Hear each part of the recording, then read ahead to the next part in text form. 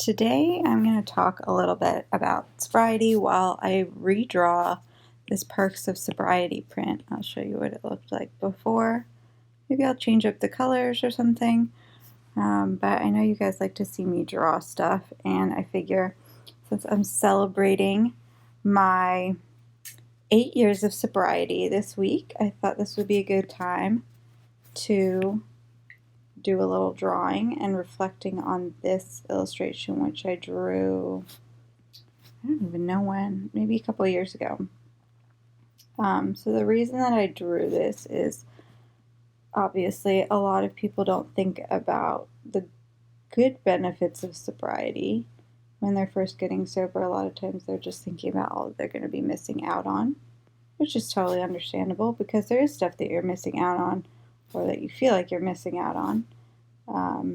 Though for me personally, I found that the stuff that I'm missing out on is not as exciting as the stuff I get out of it, mostly in terms of peace of mind and, I don't know, just not having to deal with all of the drama that came with not being sober.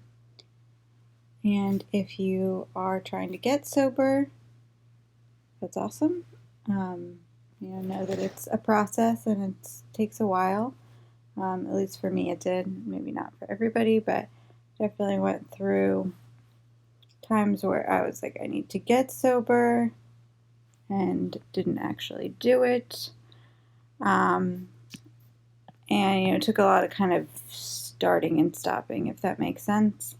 And then I was sober. I guess this is going to be talking about my sobriety story first before we talk about the different points. But I was sober for 8 months, and then I had a relapse, which was not great.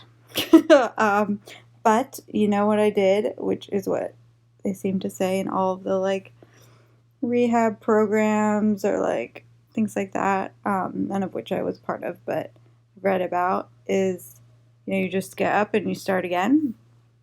And that's exactly what I did, and it's been 8 years since I did that. So it's an important point if you happen to be struggling and not feeling like you will be able to do it, or if you did it for a while and you're like, oh my gosh, I messed up. Remember, you can always start again. Circles are so hard to draw. I read about this tactic where you just kind of go like this. You put these little dashes around and then you follow the dashes. So let's see if that makes it easier for me. I've tried it before and it doesn't always work. I have a feeling this is going to be a really long video, which I really didn't want it to be. But I forgot that it takes a long time to draw things.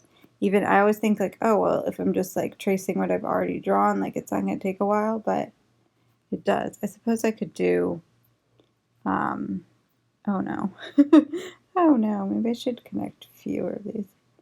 Baby steps, that's a good lesson to learn when it comes to sobriety, is go slow, take small steps. That's another point that I think is key. I also gave up smoking years ago, but I think sometimes people try to give up everything at one time. They're I'm going to stop eating all bad food, or I'm going to, stop drinking and stop smoking and everything, and I feel like that's too much for some people. All right, that circle does not look great, but for the sake of not taking 100 hours on this video, I'm going to just keep going. So let's talk a little bit about this point. And this point is, let's see what it says here. So many free hours not being hungover. That is so key.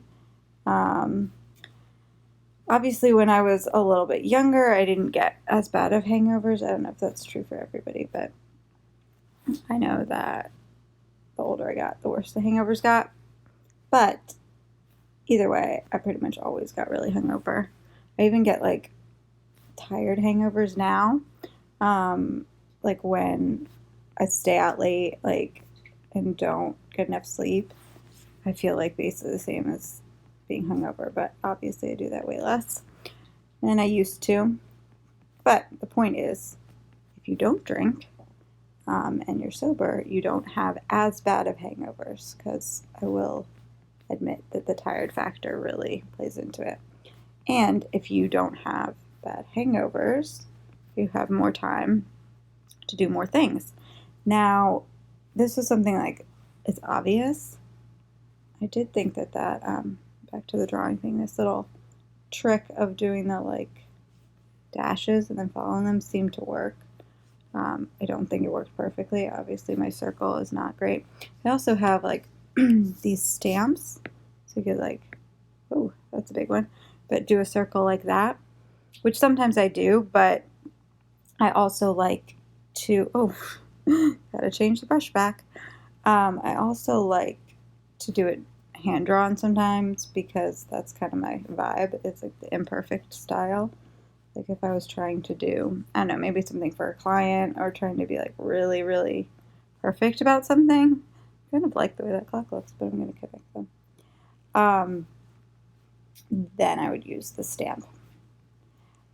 So anyway, one of the things I noticed right away when I first got sober was my weekends. And that's when around the time, not exactly, but around the time when I started Positively Present, because I had so much time. Like I would wake up on Saturdays, even if I went out, I would just wake up and I wouldn't feel sick. And it was crazy. Like I remember that being one of the like first like really tangible and cool benefits about being sober. I was like, oh my gosh, I can get up and write and, do things. And that's like when I would do a lot of my blogging when I first started out, because I was working full time. So I did a lot of blogging on the weekends. And I honestly don't think I would have been able to start Positively Present if I hadn't done that. If I hadn't gotten sober. Once again, I'm remembering that drawing and talking is harder than you would think. So if I'm talking weird or slow or delaying my thoughts, that's probably because I'm trying to draw. Even it's so weird, because you would think tracing something, you're not thinking, you're just following the lines, but apparently you still have to use your brain for that. But anyway, so definitely having more free time, and to do something like that you maybe wouldn't have done before. Like, not that I didn't write, I spent plenty of time writing. I wrote drunk and stuff too, but I think, did I change the size of that? Okay. I do think it gave me time to do something consistent like blogging, which, for you personally might not be what you want to do, but maybe there's something else you want to do. Maybe something you don't even know about, but probably something that you already do and you would like to have more time for. That is one of the benefits if you get sober, that you have more time. And some people don't get hangovers. I know some people like that, and to me, that's crazy, because I always got them so bad. But I'm kind of like that, kind of a bit of a weakling when it comes to health stuff. But even if you don't really get hangovers, I bet there's some difference that you would notice in terms of physically feeling. I don't know, maybe if you don't get a hangover, you still might feel a little sluggish or something. So when you get sober, you don't have to worry about that. And you can do, wait, how do I spell this? Spelling is not my strong suit. This, if you don't know, is from the movie Step Brothers, when they make more room in their house for activities. Okay, so we did that one. Let's move over here. Obviously, serious personal growth is a big part of getting sober. maybe the hardest part, because you have to deal with a lot of things that you weren't dealing with before. And for me, I know this isn't for everybody, but if I had something that was really difficult to deal with emotionally, I would drink. And that would usually cause more problems that I would need to deal with, and then I would drink more. And so when you get sober, it can be really challenging because you have to deal with your emotions. And not that I wasn't, well, I was going to say I was dealing with them, but I don't think I was. I was avoiding them. And not that I don't still avoid emotions in some ways. Like, drinking isn't the only way to do that. I think avoiding emotions is a really bad idea. But we all do it from time to time for various reasons. Sometimes it can be useful. Like I just wrote recently a blog post about anger and sort of dealing with that. And I definitely think that sometimes it can be better to hold off on dealing with stuff. Not to say you don't deal with it, but like not to be, reactive right away. And so I don't know if you can hear Barkley in the background, but I was like really proud of how well she was doing while I was drawing, but she's kind of losing her stamina and goodness. So right now, I don't know if you're able to tell, but I'm walking into the kitchen to get her something to keep her calm so I can do this. Anyway, back to the point. What was I even talking about? Oh, dealing with your emotions. When you don't drink, you have to deal with them. And you have to deal with them sober. And if you were drinking for a long time, as I was, I started drinking when I was 13, 14, something like that. You don't really know what you're doing. So I was fortunate enough to have a good therapist at the time that was able to help me sort of deal with it and realize like how to deal with emotions in a positive way. It was cognitive behavioral therapy, which I think is pretty popular now. I'm always hesitant to like talk about therapy sometimes because when I watch videos or something about like old-fashioned therapy, and it's like they thought this was so great and look how terrible it was. I always wonder if that's like us now. Like we're like, oh, this therapy really works, but it's really like not good. But anyway, it was good for me. It helped me get sober and stay sober and learn how to deal with emotions in a way that I wasn't able to do before. So yeah, personal growth. Let's see. Let's move down to this one since I'm kind of on this topic of life lessons. So in addition to dealing with your emotions and the personal growth aspect that you're not probably used to doing if you try to avoid emotions by drinking, I think you also tend to learn a lot more because you're paying attention to your life and what's happening in your life in a different way when you're sober, because you're unable to have this sort of escape, and you have to deal with things. Also, I just personally, like, obviously it happened to be like around the time I got sober, I started Positively Present, which made me focus a lot on life lessons because that was kind of what I was doing in terms of like the brand and like the blog. It's like dealing with, I guess, life lessons and trying to sort through what it means to be human and dealing with that and trying to make the most of it. And I, as I was focusing on that, my own personal growth, I was, learning the benefits of being positive and staying in the moment.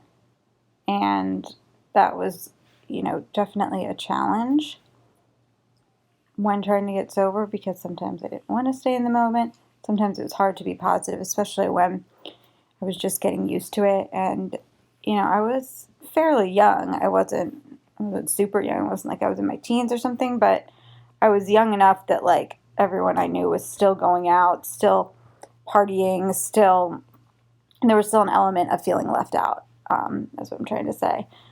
And that, sort of taught me things, not only like about myself and what I wanted in life, and realized like going out and partying wasn't really me, I guess, like the real me, because I didn't find it as much fun. And a lot of people don't when you're not drinking. I think people sometimes don't realize like how much of that socializing and stuff, and this is different for different people. I can't speak for everybody, but a lot of people, I think, would not want to socialize and do as many things in that kind of capacity if there wasn't drinking involved. And so that taught me a lot about what I wanted from life, who I really am deep down, like, without some sort of substance to transform the experience, like what kind of person I want to be.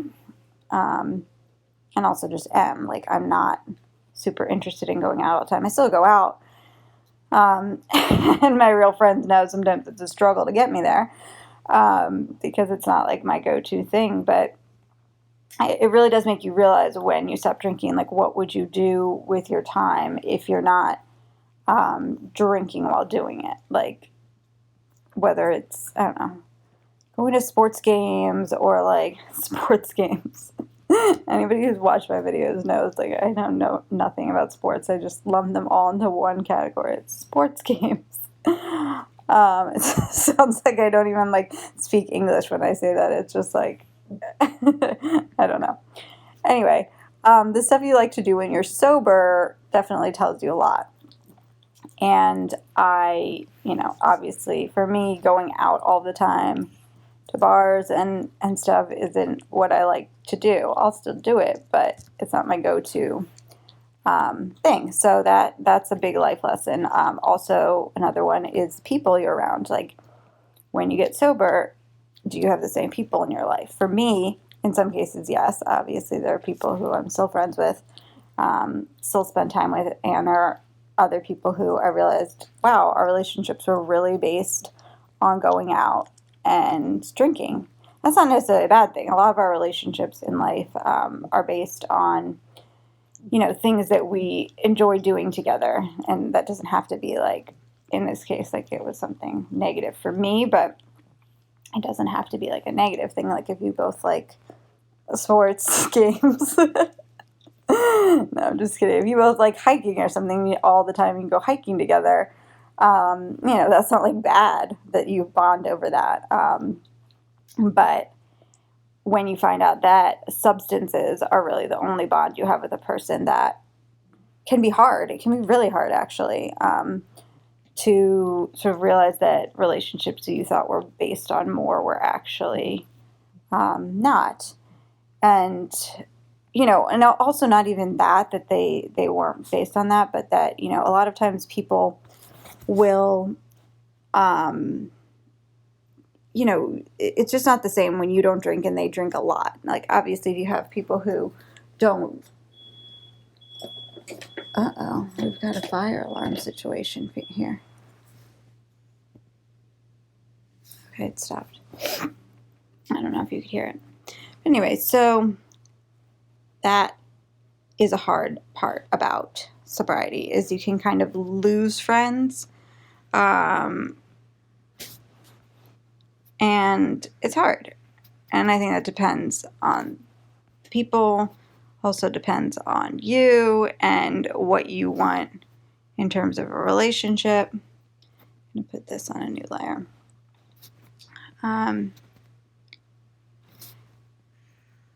With somebody, like, some people, I don't know, like, could probably still be friends with certain people, even though they don't have as much in common. I never remember on Band-Aids if the dots are like over all of it or just on parts. I've put them all over here, so I guess the point is that you recognize that it's a Band-Aid. So whatever, we're just going to do it like it is because it seems easier. And the reason I put that on another layer is, I guess I'll show you later. I'll do the coloring part. So another great benefit, even though I was kind of just talking about like the friendship aspect of heartache, because you do kind of, well, in my case, I did lose people, but maybe it depends. Not everybody does. But you also, I feel like, have a much more, I guess, clear understanding of who you are and what you want. And it wasn't until I started to really seriously think about sobriety and get sober. I don't like how this butterfly looks now that I'm looking at it. Oops. Let's go down here. I want that to be... I don't feel like this is a very good way to do a video because I'm like talking about something serious, then I'm like talking about the drawing, but I don't know. Maybe people like it. Anyway, it's what I want to make as my video, so. Okay, what was I talking about? Oh, the heartache part. Yeah, so this is a pretty easy one right here, so I'll just keep talking about the heartache while we're doing this. I got into a much better relationship that wasn't based on drinking, that didn't happen while I was drinking. I mean, technically it started while I happened to be drinking, but I wasn't drinking as much. And I stopped drinking very shortly after it began. So I would say, like, for the most part, I mean, like, most of the relationship I wasn't drinking. And when I had my relapse, he was super supportive and, you know, really great. So that was awesome. But I think that relationship was probably the best, most healthy relationship I've ever had. And that I cannot deny had something to do with me not drinking. Because I think I made better choices. I wasn't causing drama. I wasn't putting up with drama. I didn't even have to put up with drama because I picked somebody who wasn't trying to be drama. And who didn't really drink much at all. So that was really helpful. And also a great example for me of like being around somebody who didn't have to drink. It wasn't really familiar to me because I feel like most of the people that I was with before definitely liked to drink. And so it would have been probably a different situation had I been with somebody like that while getting sober. I don't know if I would have been able to do it. So I'm very thankful that I had that guy in my life when I did, because I think that made a huge difference for me personally. I think people can do it on their own or whatever. It's certainly possible. But there's something about having had that person in my life when I was newly sober that I think was one of those things that just had such a huge impact. Because I think if I'd been going through sort of drama and, I don't know, like the kind of relationships I'd been in before, it would have been incredibly difficult probably to stay sober. And so that was a huge thing. So the less heartache thing could possibly be just that I happened to be in a good relationship at the time. And so it felt like that was a side effect of the not drinking, and maybe it was just coincidental, but I don't know. It's kind of hard to deny that the most stable and sort of positive relationship I had was when I was getting sober. It seems a little bit like a sign. So that's something also to think about if you are considering getting sober, is you can kind of, I don't know, consider that maybe you'll have less heartache. Also, I personally, and this is, again, maybe just my own personal thing, but I caused myself a lot of heartache. I would cause a lot of drama for myself, both, you know, external, like getting in fights and being super dramatic and stuff. And also internal. I, did stuff and thought in certain ways and sort of let myself get carried away with, I don't know, things I did not need to when I was drinking. And that caused me a lot of heartache internally. And not that I don't have like heartache now and I don't, have these internal demons that I struggle with. I do. But I think by not drinking, I'm able to sort of deal with them in a more productive way for the most part. Not to say it's perfect, but I think I really just can't imagine how I would deal with some of the things that I've been through in the past 8 years if I had been drinking. I mean, I guess you just never know how anything's going to be. You can't say if this or that because there's no way to really know. But generally, for the most part, I would imagine that things would have been a lot harder. All of the hard things that I've gone through would probably have been harder, particularly internally, if I'd been drinking, because drinking alcohol is a depressant. So for me, it made me really sad a lot of the time. And that obviously stemmed from the fact that I was sad, but it was like, oh, you're sad? Let's be like miserably sad, which doesn't happen if I'm not drinking. I'm able to sort of have some sort of balance. So this one that I just did, back to the drawing that we were working on, well, let's go back to this one. One of the nice things is that when you say you don't drink, rather than trying to drink in moderation or something, which I never had any luck with, but just say, no, I don't drink. So that's a nice benefit of not drinking because you don't have to think about it. If you're trying to do moderation, which I did try for a while, it's like, oh, well, should I have a beer? Should I have this or that? And that was really challenging. Then this next one that I just drew is a mantra. Sorry, I'm taking a sip of my drink here because I'm talking a lot just to myself, which is bizarre. Okay, so a mantra. I'm not really big on mantras. I think that, I don't know, mantras, that word just sounds silly to me, but what really worked for me when I was just starting out, and still even when I have my days that I'm struggling, is that I'm just not going to drink today. And I think that can be really, really big because, I think one of the hardest things for me when it came to drinking, sorry, I'm walking around to pacify Miss Barkley again because she is a monster. And she's a monster because I didn't train her properly, so I don't want to blame her too much.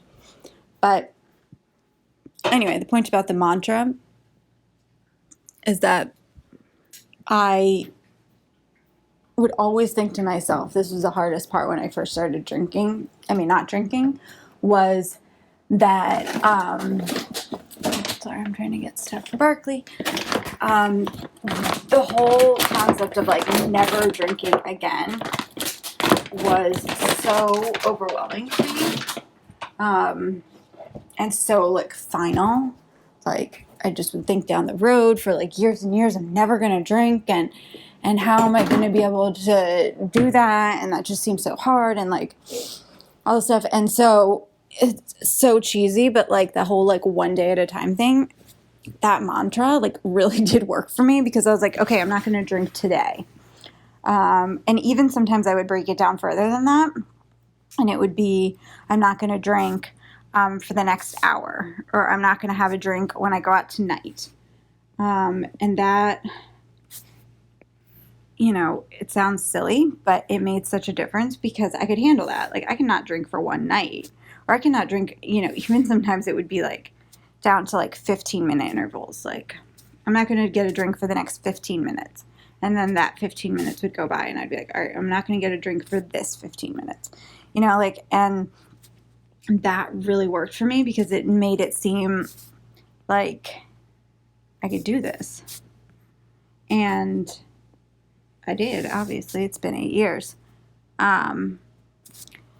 But maybe that wouldn't work for everyone, but I feel like there's a reason that that whole like one day at a time thing has been around for so long, because it does make it more easy to bear. And even if you're not trying to get sober or you're just trying to do something else, I was just thinking as I was talking about it, like how I should use that attitude for like things like work and stuff, because sometimes when you get overwhelmed and you're like, oh, I have like a million things to do, or oh, like I've got this huge project, I'm never going to be able to tackle it. It's like, well, what if I just thought about it in terms of like, for the next 15 minutes, I'm going to do this. And then you do another 15 minutes, and then you do another, and next thing you know, you've worked for the whole day. I mean, I'm not the first person to think of that, but it's the first time it's occurred to me in terms of the fact that I did it to get sober, and maybe it would work for other things for me. So this next point is no unexplained or embarrassing calls and texts. This was always a big one for me. You know, the drunken phone calls, the texting people, and sometimes it wouldn't be bad things. It would just be like silly, but sometimes it would be like, oh my God, I never would have said that, or I shouldn't have said that over text, or especially when I was younger and in, you know, other relationships, like just like the drama that would ensue from texting, and, you know, I don't know. It was just bad. It wasn't healthy for me, wasn't healthy for my relationships, and all of that instantly went away. I mean, not to say, not gonna lie, I have made calls and texts that I'd be like, ew, I wish I didn't do that sober. Like, that's just how life is, especially if you can tend to be an impulsive person like myself. But for the most part, I at least know what I did and said. Like, I'm never waking up the next day like, oh my God, did I say that or did I do that? Like, it's just such a relief not to have that, especially for somebody who, and I think this is why, you know, to be honest, some people drink, is they like the lack of control, because they are trying to have control in their lives all the time when they're sober, and then when they drink, they're like, ooh, I don't have to be in control anymore. That's kind of like me. Like, I definitely like to have control, and that release of just being like, I'm drunk and I can do whatever and it doesn't matter, was freeing for me. But it also, you know, wasn't good for the type of person who wants to be in control. Not that you should be in control all the time, because I think that's a bad lifestyle to lead, and definitely something I'm still working on. But there is some sense of like, I don't know, calm, knowing everything that I do and doing it by choice, and not by like some drunken impulse. So I feel great about that. So if you do a lot of drunken things that you're like, ooh, I wish I didn't do that, maybe not drinking would be helpful. And the other thing is like, you can always like try it. Again, back to the whole like one day at a time thing. Like, if you are really struggling, like maybe be like, I'm not going to drink this weekend, or what if I tried not drinking for a month, just to see if there's like a difference in how you feel. And maybe there wouldn't be, I don't know, but it's worth a try. I think one of the things I struggle with, and I've noticed this a lot lately, particularly as I've been working on this stuff with my cell phone overuse, which is another addiction that has plagued me, but I'm trying to work through it. It's actually much harder, I think, than the drinking one. And not to make this about that, but with the cell phone use, I very much am an all or nothing person, or I like to think I am. And again, this is going to go back to the point that I was just going to bring up. But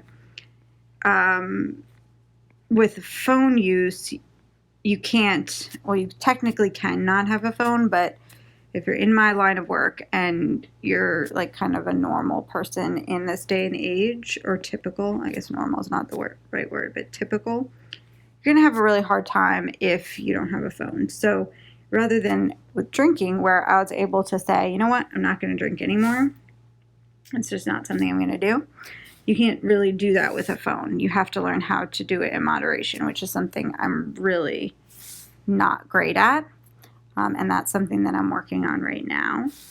And I'm doing okay. I still have some work to do. And just like drinking, I don't think that it happens like right away, or at least not for me. Like there were years and years where I was like, I need to stop drinking. This is a problem. And I think that's obviously the huge first step, is realizing you have a problem. I mean, even when I was young, I remember like, this is like terrible, but we had this like sleepover when I was in high school, maybe like a freshman in high school, and everyone went around the room and said what they thought everyone else's problem was, which is a terrible idea looking back on it. But everyone said, they were like, we think you have like a drinking problem. And I was like, what? It like didn't even occur to me, although it should have. But anyway, the point of that was, what was the point of that? Oh, the point was that this is not new. Like, it wasn't like all of a sudden 8 years ago I was like, I need to stop drinking, and I went to therapy and then I stopped. No, it was like going on for like basically since I started drinking. I was like, this is not good. I'm not doing a good job at this. Maybe my life would be better without it. So it took a long time. And so if you're struggling and you're thinking about sobriety, and you're like, I don't know how I'm ever going to do this, I think first of all, realize that it can take a really long time. It's not like some overnight thing, like, oh, you want to stop drinking, you do it, and you're done. Like, a lot of times it's like fits and starts. It can be like, in my case, like I was sober for 8 months, and then I had a relapse, and then I started again, and like, I'd like to think right now that I'll be sober for the rest of my life. It seems like it, because it's been 8 years, and I feel like 8 years is so long, and like, that must mean I could do it forever, but it's not always like that. I mean, there have been times this week where I've thought to myself, you know what? I could just go down to the little market that's right near my apartment and get like, some beers or a bottle of wine or something, and no one would even know. Like, no one would know. And I still struggle with that, and it's been 8 years. So it's like the kind of thing that, at least for me, it's not like a one and done. You're like, oh, you do it and you're done. Like, it's an ongoing thing. And that might sound scary, but it also, I don't know, I feel like it's just the kind of thing where you can't just expect to have all or nothing all the time. Like, it's going to be challenging, but I think that's good. You should do things that challenge you. And I think that you should remember that whole one day at a time or just today thing that I use, because if you can do it for one day and then you just keep doing that and doing it, you'll be surprised at how much progress you can make. And this last illustration that I was doing was a day to celebrate, which is for me July 11th. I think it's really fun to have a day to celebrate, so I'm going to do coloring it in now. Should I do the same colors or not?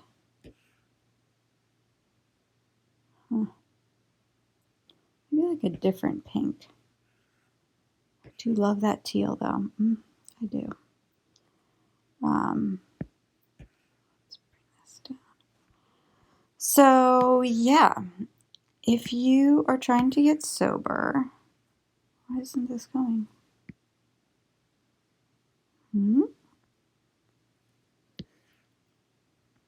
Wait, did this happen last time? I feel like this did happen last time.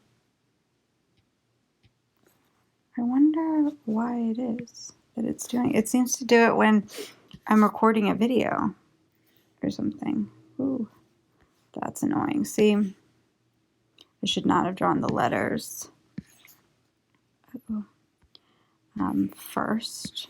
Like, we'll see. I'll show you on the other one. The other colored area that had letters, I didn't draw them. And then I can avoid this, because this, first of all, is not profesh. Like if I were to do something for a client, I would just end up erasing the letters and starting over because you can get all kinds of little problems in these tiny areas. But since this is just for me and for you guys to see over here, I didn't color it in. Should we do this yellow? These are the positively present colors. Yeah, I like that color. Let's see if we do orange for this stuff. And see. Yes, I like orange. These are the positively present colors, so I'm going to do that instead of that pink. So I'd also love to know what you guys think about these life lesson lettering videos, because I like making them because they're relatively easy for me. I just kind of draw. Oh, that's on this. Okay. Do this. This is not the right proper way to do these things, friends, so don't copy me on this because it would not work out if I was doing this for a nice piece of work that I was gonna put on my shop or something. Oops. I wonder if you can also, if you're interested in using Procreate, which by the way, they have an app on your phone, on the iPhone at least. So if you like this app and you're like very curious about me using it to draw things, you can, and you don't have an iPad Pro and the Apple Pencil and all that stuff, which is understandable because it's like really expensive. You can get it on your phone. I think it's like $5. What do I want to do here? I want to do something a little bit different today. Always harder when I'm not tracing to talk. And I kind of want to do it like fancy, but I actually don't want to do it too fancy because this is supposed to be a post-it note. And if you had a post-it note like on your board or something, like your bulletin board, you wouldn't have it like all fancy, like proper lettering. You know what I mean? But I could do a little fancy. Just, okay. Just for today. I know I've brought this up a lot in this video, but it really does work. Even if it's not about sobriety or whatever, like if you just are like, I'll do something just for today, you can get so many things done. Forgot. If you're just like, all right, I'm gonna do it today and not like forever. Like even something maybe like exercising or something. Talk about exercising the way I talk about sports. I'm like, oh, I give you exercise. I'm not an exerciser, but I want to be. How about that? Maybe I can use this for exercising idea. That, doing orange for the clock. What do you guys think about the word orange? My whole life, people have made fun of me for saying orange instead of orange. And I know that technically it's spelled orange. I could see it. I could see the O in the orange, but I don't know if it's like a regional thing. Why does it want to fill? See what I'm saying? Oh, that time it was because I was on the wrong layer. But I feel like it's weird about filling when I'm doing the recording. So anyway, I think people think it's funny how I say orange, but I don't mind. Okay, yeah, I'm really liking this color scheme, obviously, because I picked it for my brand. But speaking of orange, I think a lot of people don't like it as a color, which is kind of interesting to me because it's my favorite color ever. So leave a comment if you have any thoughts about orange. I'm trying to think of another life lesson that I've learned from sobriety. Another thing that has happened is you kind of learn that some people, they don't get upset with you, but their reaction to your sobriety is interesting in terms of how they think about their own issues. Because a lot of people, when you get sober, are kind of weird about it. A lot of people don't care. That's an important thing first and foremost. Like most people, and particularly the people that probably really matter in your life and are your hopefully core people, are not going to care. They're not going to judge you. They're not going to, they might, I don't know, not love it because I'm going to change this to a different brush. Because it changes some of the things you used to do together maybe, but the people that truly love you and care about you are not going to care. Strangers are generally not going to care. Obviously I have some people who will ask me, oh, why don't you drink or whatever. And a lot of times I think it's because they have some sort of issue that they probably wish they didn't drink. So I try to, be helpful about that. But then also you're going to deal with some people that do care. I'm going to bump up the color here because I want to see what I did for this. LaCroix. I don't know how to. Just going to trace that. Let's see. That's the right brush I want to use. Yeah. But for the most part, people just don't care. And the ones that do care, I think you're probably better off without. That being said, it's not easy. If you get some people who are, most of the time it's because they're dealing with their own issues, but it still can be hurtful. So kind of have to be prepared for that. But I think it's worth it. I think most people are so, this is bad to say, but most people are so involved in their own lives, and not like in a mean way, but that's just how people are. They're not really concerned as much as you think they would be with what you're doing. Especially after you've been doing it for a while. People get so used to it, like they don't even think about it. They're like, oh, she doesn't drink, okay. But you will get sometimes some interesting people that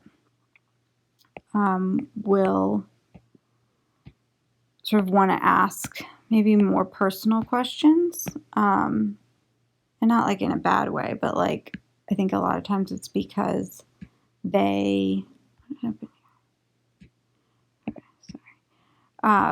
they want to get sober and they don't really know how to or what the deal is, like if they can or whatever, and so they'll ask questions, and that just depends kind of if you're, what the heck is going on here?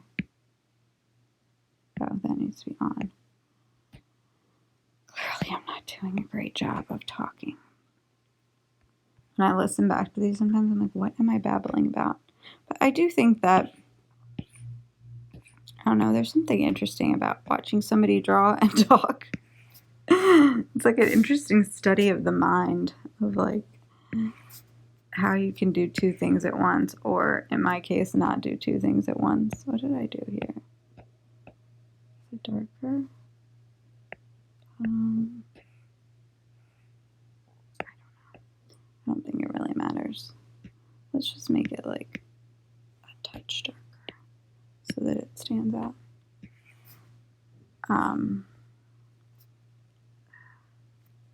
Hate when I get these tiny, tiny little things. Also showed me I'm on the wrong brush.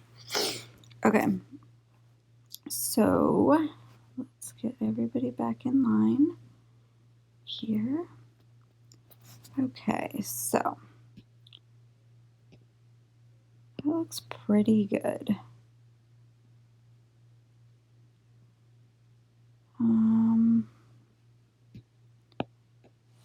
This is when I usually do some adjusting.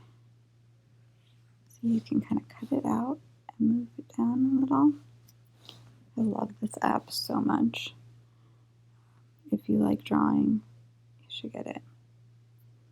Okay, so that looks pretty good. I don't really remember what I did for this.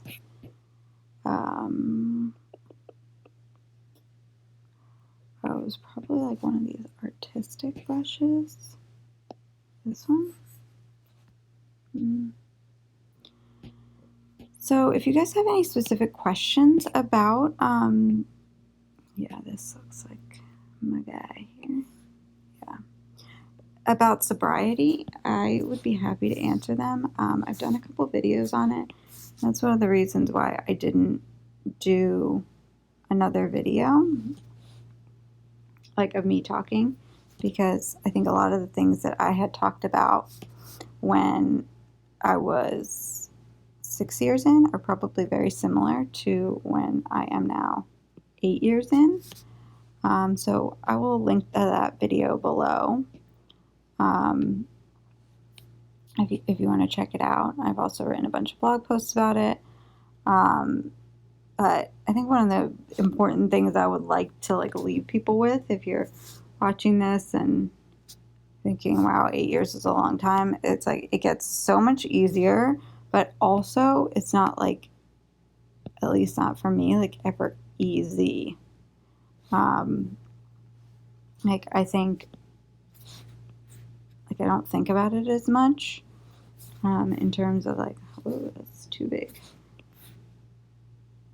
Like when I'm going out, I'm not like stressed, like, oh, I'm gonna like, have to, think of what I'm gonna say or whatever. First of all, I realize so much how little people care. Like, not in a bad way, but like, people don't care if you're not drinking. They really don't. Or at least the people I know don't. As long as they get to drink and do what they want to do, they're fine. But it also doesn't get like perfectly easy either. Like I said, like even this week I've had like struggles. Like it's not some like, oh, like as soon as you get sober, like everything is great and you have no problem not drinking or whatever. Anybody who's done it knows that it doesn't go away perfectly. It's so much easier. So like stick with it if it's new to you. But I guess more of the point is that you learn how to deal with it better. And you know what's going to trigger you. And you can either avoid it or like be like better prepared, or also just even knowing that something is a trigger for you could be like, oh, like that feeling that I have where I'm like, oh, I want to drink. It's not really about wanting to drink. It's about that I'm upset about this, or I'm dealing with the memory of this, or, I have some, one of the hard things for me was like not romanticizing it. Because sometimes I think the further away you get from having had a drink, the easier it can become to be like, well, it wasn't that bad. Or, I didn't do anything that crazy or whatever, because like I still had a job and I wasn't like homeless and I wasn't, but I think just thinking about the good times, like, oh, so nice to like be able to like drink a beer when it's hot out and like, so summery and Corona with the lime, like it's all this like romantic stuff in your head, which, sure, it happened. It was, it's not that it's not accurate that there were some good times, but the good times aren't enough, at least in my situation, to rationalize going back to that way of living. And I think that is one of the trickier things about getting further away from the last time you drank, is that it's a little bit more difficult to remember all of the bad things. And I happen to, one of the things I did with my therapist when I first, when she first told me that I had a problem, which was one of the first times I really was like, oh, this professional person who knows what she's doing says I have a problem, rather than like random friends or my instinct, which was like, stop it. But something about a professional telling me really hit home for me. I also think I was kind of in a point in my life where I was ready.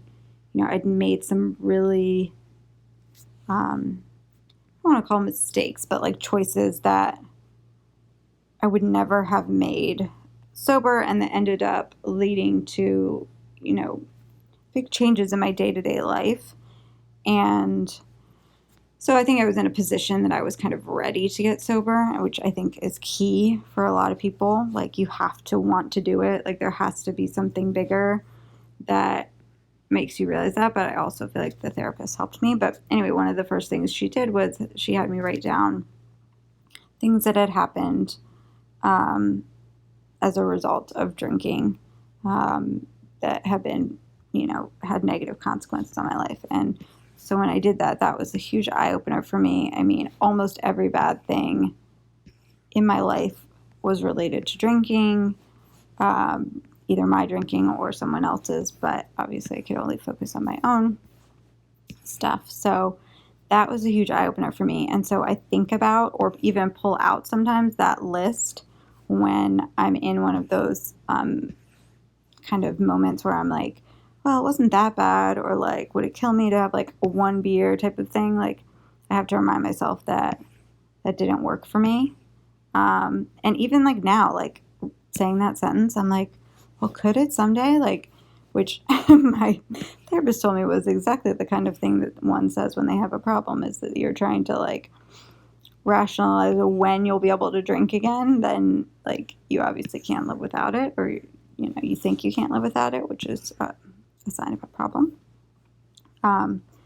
But anyway, the point is, when I've become, kind of far from drinking time-wise, and I start to romanticize it or think about how fun it would be just to do, I don't know, some of the normal things that other people do that they seem to be able to do without problem, like having a glass of wine at dinner or something and not having it turn into like a drunken mess.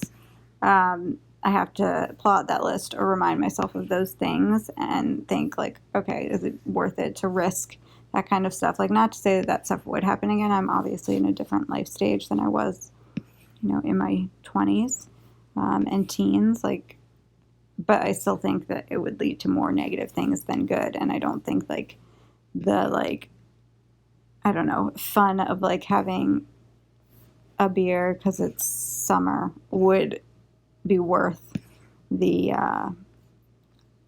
consequences or the potential things that could happen. So that's what I do when I'm really struggling. So yeah, I hope that this video was helpful in some ways. Like I said before, I will link down below the other videos. I think I've done more than one on sobriety. And so you can get some more, maybe more in-depth tips. Because this, as always with my drawing and talking, is always a little bit all over the place. But I think even if you just read what I've written here, or like the illustrations, you can get some sort of help, even if my babbling wasn't the best. But anyway, if you like this video, give it a thumbs up. If you have any thoughts on the lettering life lessons and whether you like more of them, if you'd rather just see the drawing, if you'd rather just have the life lessons, let me know. I would love to hear what you guys want more of. Yeah, and thanks so much for watching. All right, bye.